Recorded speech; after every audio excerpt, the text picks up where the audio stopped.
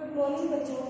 बेटा last lecture में हमने एक करंट कैरिंग कंडक्टर को किसी और के मैग्नेटिक फील्ड में रख के उस पर फोर्स निकाला था।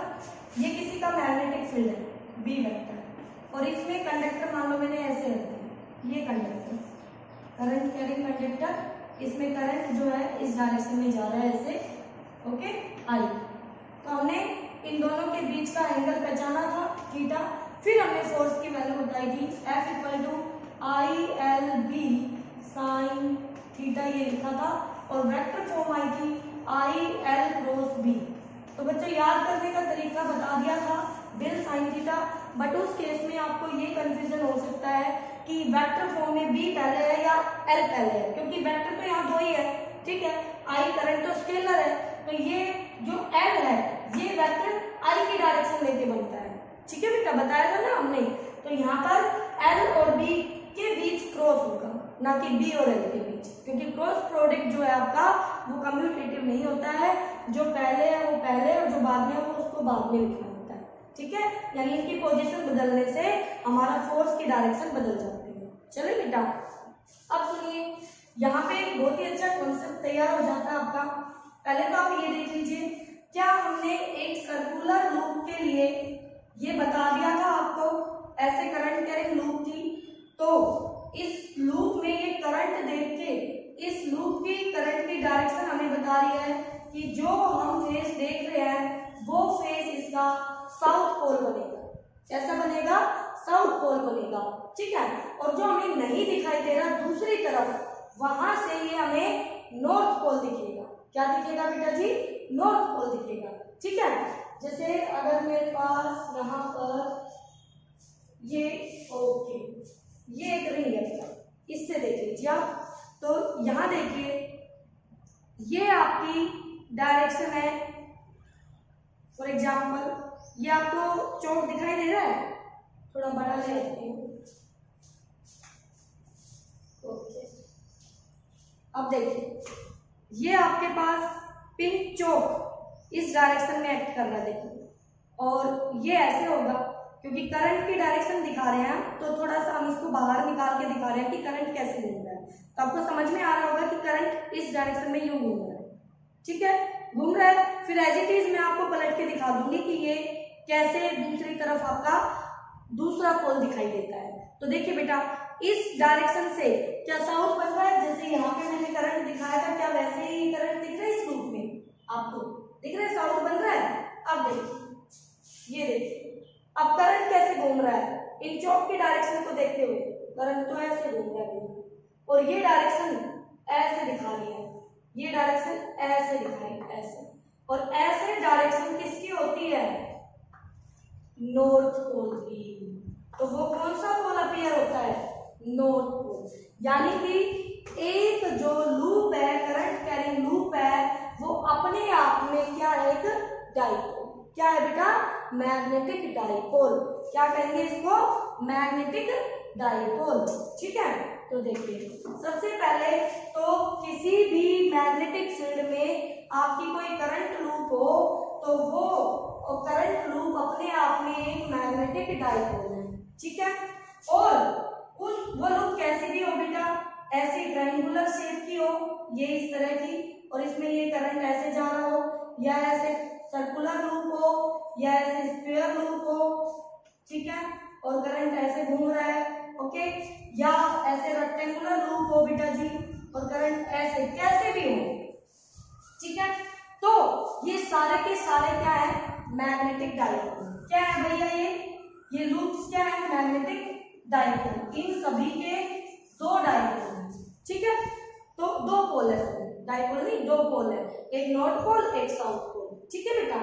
अब इन सभी लूप के लिए जो एक्सटर्नल फील्ड में रखे हैं, किसी के फील्ड में रखे हैं, तो इन सभी लूप पर जो एफ नेट आएगा, एफ नेट वो जीरो आएगा, वो क्या आएगा?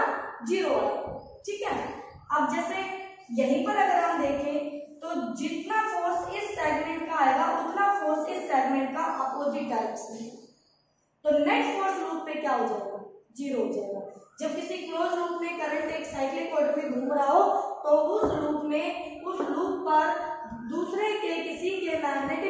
वजह से नेट फोर्स जीरो आएगा। बट जैसे इलेक्ट्रिक फील्ड में हम कहते थे कि यूनिफॉर्म इलेक्ट्रिक फील्ड में हमने डाइपोल रखा है और उसके ऊपर नेट फोर्स जीरो आता है, बट टॉर्क जीरो होगा कि नहीं होगा वो डिपेंड करेगा उसकी कंडीशंस पर जब हम टॉर्क पढ़ेंगे। लेकिन इलेक्ट्रिक फील्ड में हमने बता दिया था हो भी सकता है नहीं भी हो सकता। तो सेम यहाँ है, मे बी और मे नॉट बी, मे और मे नॉट बी। बोलो बेटा, तो टॉर्क जीरो हो भी सकता है और नहीं भी हो सकता। ठीक है, तो ये एक इम्पोर्टेंट कॉन्सेप्ट था जो आपको बताना था। अब चलते अपने नेक्स्ट टॉपिक की तरफ। हेडिंग डला हुआ है, आप पढ़ लीजिए। ठीक है, फोर्स निकालना है between two straight current carrying conductors के बीच। ओके, सबसे पहले आपको मानने होंगे two infinite long straight conductors, हमें नहीं पता गलत का।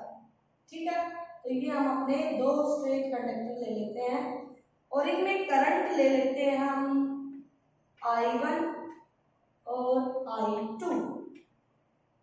कंडक्टर X1 Y1 है, कंडक्टर X2 Y2। ठीक है बेटा, ओके। अब इन दोनों के बीच फोर्स की बात करनी है। तो सबसे पहले आप ये देखिए, एक कंडक्टर दूसरे कंडक्टर पे फोर्स लगाएगा, लेकिन कौन लगाएगा, कैसे लगाएगा? हमने पढ़ा है जब कोई करंट कैरिंग कंडक्टर किसी के मैग्नेटिक फील्ड में होता है तो उसके ऊपर एक फोर्स लगता है ना। ठीक है, यहाँ इन दोनों को रखा गया है R दूरी के गैप पे, इनके बीच की दूरी कितनी है? R। ठीक है बेटा, अब सुनिए, यहाँ पर हमारे पास जो ये फर्स्ट कंडक्टर है इसकी वजह से हम सेकंड पर फोर्स देखेंगे। तो फर्स्ट एक करंट कैरिंग कंडक्टर है, डेफिनेटली इसका अपना एक मैग्नेटिक फील्ड होगा। तो जिस रीजन में 2 बैठा है, सेकंड कंडक्टर बैठा है, उस रीजन में इसके मैग्नेटिक फील्ड की डायरेक्शन फाइंड आउट कीजिए। थंब को लगाइए करंट की डायरेक्शन में, फिंगर्स को खोल दीजिए।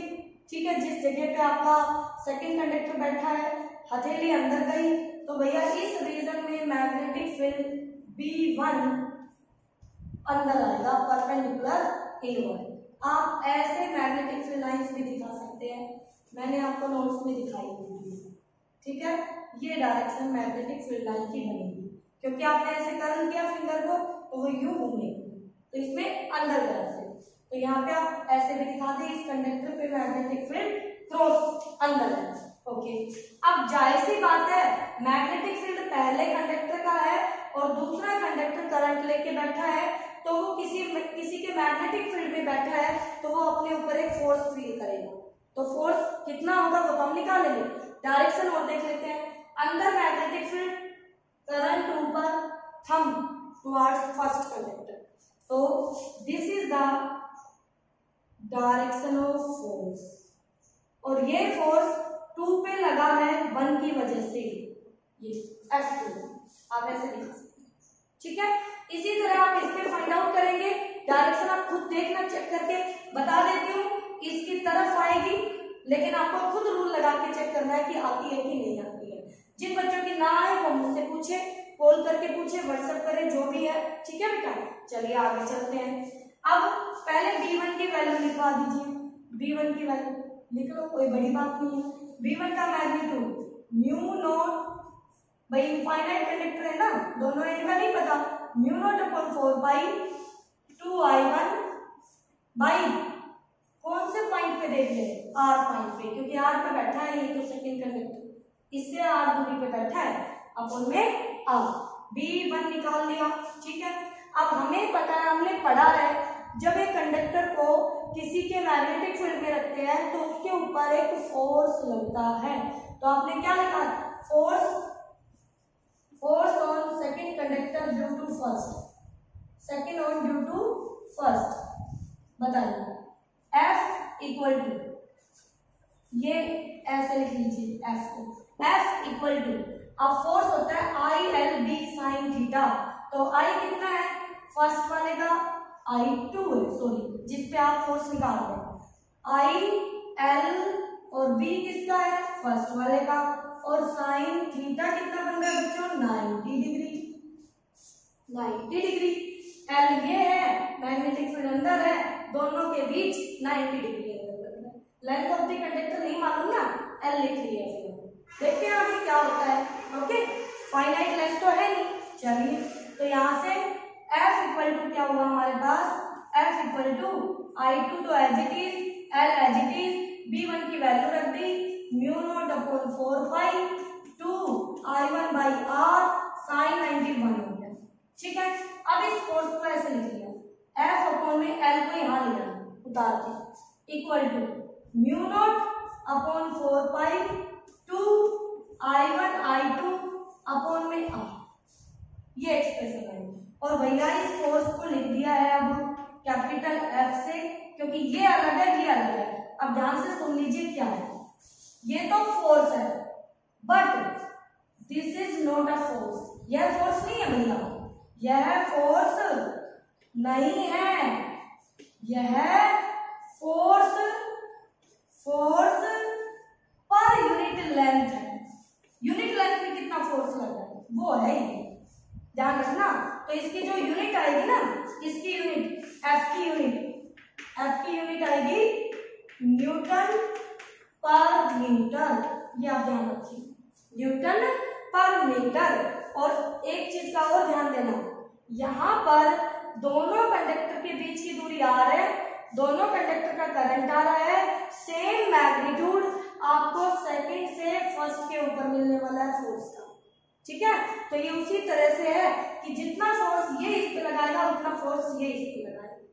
ठीक है, हाँ इतना हो सकता है दोनों की करंट अलग अलग होगी, दोनों की करंट अलग अलग होगी। तो आप ये सोच रहे होंगे मैडम इसका मैग्नेटिक फील्ड अलग आएगा, इसका मैग्नेटिक फील्ड अलग आएगा। बेटा जी मैग्नेटिक फील्ड पुट करने के बाद ही तो हम यहाँ पहुंचे हैं। ठीक है, तो ये म्यू नॉट अपॉन 4 पाई कांस्टेंट 2 कांस्टेंट R दूरी, तो चाहे मैं इससे यहाँ जाऊं या इससे यहाँ R दूरी तो वही रहेगी ना, दोनों का गैप कितना है वो तो नहीं बदलेगा ना। जब मैं इसकी बात करूं या इसकी बात करूं गैप बदल जाएगा, ऐसा नहीं होगा। और I1 I2 दोनों का करंट आ रहा है, तो दोनों की वैल्यू जो भी हो उनकी मल्टीप्लाई करेंगे। ठीक है, ओके। अब यहाँ से आपको पता चल गया कि ये जो फोर्स है ये फोर्स पर यूनिट लेंथ है। एग्जाम में क्वेश्चन में भी आपसे फोर्स पर यूनिट लेंथ निकलवाएगा, तो आप यहाँ से फाइंड आउट कर लेंगे। ठीक है, तो आगे चल के अब आप फिर से देखिए इधर मेरे पास ये जो फोर्स आया इसका फॉर्मूला, अब मैं इसको ऐसे लिख रही हूँ तो अंडरस्टूड है। जब मैं ये फॉर्मूला ऐसे लिखूंगी mu naught upon 4 pi 2 I1 I2 upon में R, तो ये फोर्स पर यूनिट लेंथ है अपने आप में। ठीक है, तो देखिए अब कहता है इस फॉर्मूले पर बेस्ड हमें 1 एम्पियर डिफाइन करना है। अब वैसे तो आपने करंट पढ़ा है चार्ज अपॉन टाइम, जब आप ये कहते हो 1 कूलम चार्ज 1 सेकंड में फ्लो किया तो 1 एम्पियर करंट आया उस कंडक्टर में।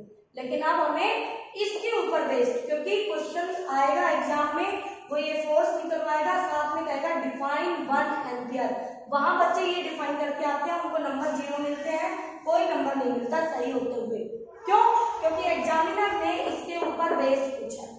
तो यहाँ से देखो I1 I2 को वर्क करना है, लो इनको तो बना ही दो 1 एम्पियर बना दिया, और जो हम बना सकते हैं R को भी 1 मीटर बना दो।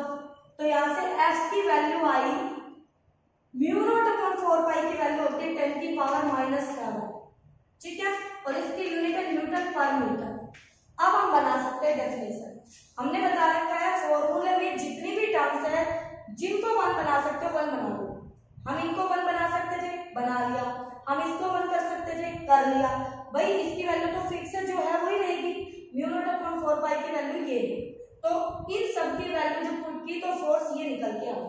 तो हमने क्या कहा, when two conductors are placed 1 meter apart from each other, feel a mutual force on each other 10 की पावर -7 न्यूटन पर metre, then the current flowing through each conductor is 1 ampere। तब जो उन दोनों कंडक्टर में इन कंडीशंस पर जो current flow करेगा वो करंट 1 एम्पियर। क्या होगा बेटा, 1 एम्पियर होगा। क्लियर है? तो डिफाइन कर सकते हो 1 एम्पियर को आप। ओके, चलिए अब आ जाते हैं हम एक छोटे से एग्जाम्पल की तरफ, क्वेश्चन की तरफ। क्वेश्चन क्या कहता है, देखिए दिया है एक right angle triangle, isosceles triangle आपकी।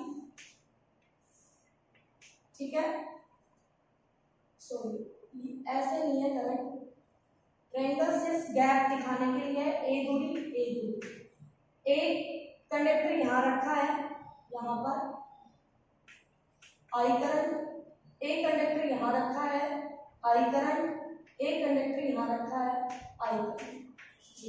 ठीक है, अब हमें नेट फोर्स फाइंड आउट करना है। Find F net on A B and C. हो सकता है बेटा इनकी डायरेक्शन में कुछ अलग हो, तो नोट्स में आपको मिलेगा, ये आपका ह्यूमन टास्क है, आपको करना है। हिंट मैं दे देती हूँ। पहले इस कंडक्टर की वजह से थंब बाहर ऐसे फिंगर खोली, इस पॉइंट पे मैग्नेटिक फील्ड देखना है, बी वाले की वजह से, तो मैग्नेटिक फील्ड आ गया इस डायरेक्शन में, ये आ गया मैग्नेटिक फील्ड। ठीक है, इसकी वजह से तो आप देखिए करंट इसमें बाहर आ रहा है, करंट बाहर आ रहा है, ये बाहर आ रहा है, ओके ये बाहर, देखिए करंट बाहर आ गया, दिखा, मैग्नेटिक फील्ड इधर गया, तो मेरा थंब नीचे है, तो नीचे है तो मेरा ये फोर्स नीचे आ जाए। F of A due to B बना दिया मैंने।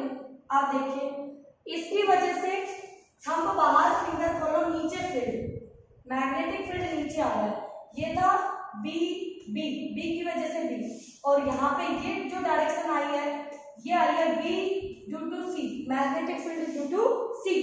अब ठीक है, करंट बाहर, ओके करंट बाहर, मैग्नेटिक फील्ड नीचे, फोर्स इधर, तो ये डायरेक्शन आ गई फोर्स की, F of A due to C, और दोनों फोर्स बराबर दूरी पर, दोनों कंडक्टर बराबर दूरी पर रखे हैं, तो मैग्नीट्यूड में इक्वल फोर्स आएगा।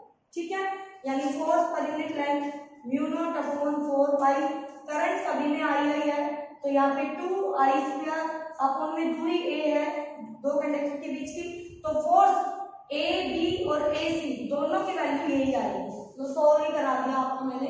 तो यहाँ से रिजल्टेंट क्या होगा, 90 डिग्री पर है दोनों, तो आर जो आएगा, एफ नेट जो आएगा वो √2 टाइम्स आएगा, इसका √2 टाइम्स आएगा, तो √2 mu not upon 4 pi 2 I square by A, ये आपका आंसर एफ कर लोगे बेटा इस तरह से।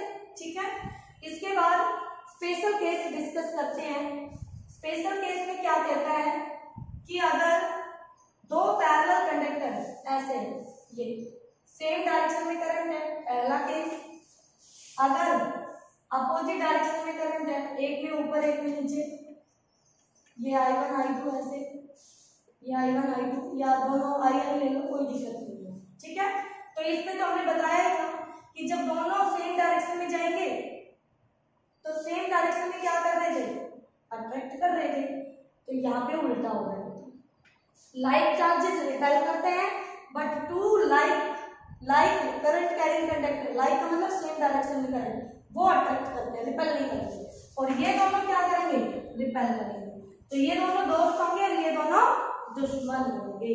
ओके बेटा, तो ये आपके पास का बहुत ही अच्छा टॉपिक था, जिसमें न्यूमेरिकल खूब आते हैं, कैसे कैसे आएंगे, वही एक रोड ऐसे दे दिया आपको। ठीक है, इसका मास पर यूनिट लेंथ लैम्डा दे दिया, मास पर यूनिट लेंथ दे दिया। ठीक है, आप कहता है कि मैग्नेटिक फील्ड कैसे अप्लाई करे, कितना अप्लाई करे कि ये इक्विलिब्रियम में रहे, रोड किस में रहे, कंडक्टर किस में रहे, इक्विलिब्रियम में रहे, और इसमें करंट जा रहा है आई ऐसे। तो हमें मैग्नेटिक फील्ड बताना है कैसे और कितना अप्लाई करें। तो सबसे पहले भैया इस रोड का जो mg होगा वो तो नीचे लगेगा, हवा में चाहिए ना, मिड एयर में, इक्विलिब्रियम। ठीक है, नीचे लगेगा mg, ओके mg आ गया नीचे, तो मुझे मैग्नेटिक फील्ड इस तरह लगाना है कि उसकी वजह से F ऊपर आ जाए, फोर्स कहाँ है, ऊपर आ जाए। किसी का मैग्नेटिक फील्ड मुझे अप्लाई करना है यहाँ पर कि फोर्स ऊपर आ जाए, तो मुझे आई पता है, F की डायरेक्शन मुझे पता है, निश्चित है कि यहाँ मिलनी चाहिए, तो B निकालना है। तो देखिए करंट की डायरेक्शन ये, करंट की डायरेक्शन ये, और फोर्स ऊपर, थंब ऊपर, करंट ये, थंब ऊपर, तो मैग्नेटिक फील्ड आ गया बाहर। तो बी वेक्टर जो होगा वो होगा डॉट परपेंडिकुलर आउट। अब वैल्यू कितनी होगी, तो equilibrium, for equilibrium condition F equal to mg apply किया हमने, ठीक है। F कितना है, फोर्स बिल साइन थीटा, बिल साइन थीटा, ठीक है। तो थीटा 90 डिग्री, मैग्नेटिक फील्ड बाहर है परपेंडिकुलर एल के, तो 90 छोड़ दिया हमने। mg एल को यहाँ भेज दो और I को भेज दो, तो B कितना आ गया, B आ गया mg अपॉन में IL, और भैया m अपॉन में L, m अपॉन में L, मास पर यूनिट लेंथ लैम्डा हो गया, तो लैम्डा जी अपॉन में आई। ये आपका मैग्नेटिक फील्ड की मैग्नीट्यूड आ जाएगी कि इतने मैग्नीट्यूड का फील्ड हमें अप्लाई करना होगा, तब ये जो रोड है, करंट कैरिंग रोड है, ये हवा में लटकी रहेगी इक्विलिब्रियम। ठीक है बेटा, तो यहाँ तक आप इसको अच्छे से करें, टॉपिक को लापरवाही छोड़ दे बच्चों, सीरियस हो जाओ अब, ठीक है। धीरे धीरे टॉपिक होने के बाद अब बस टेस्ट की भी स्पीड हो जाएगी, वीक में टेस्ट एमसीक्यू या सब्जेक्टिव हम अपना देख लेंगे, उस हिसाब से करवाते रहेंगे, ठीक है। तो चलो मिलते हैं फिर नेक्स्ट डे, ओके।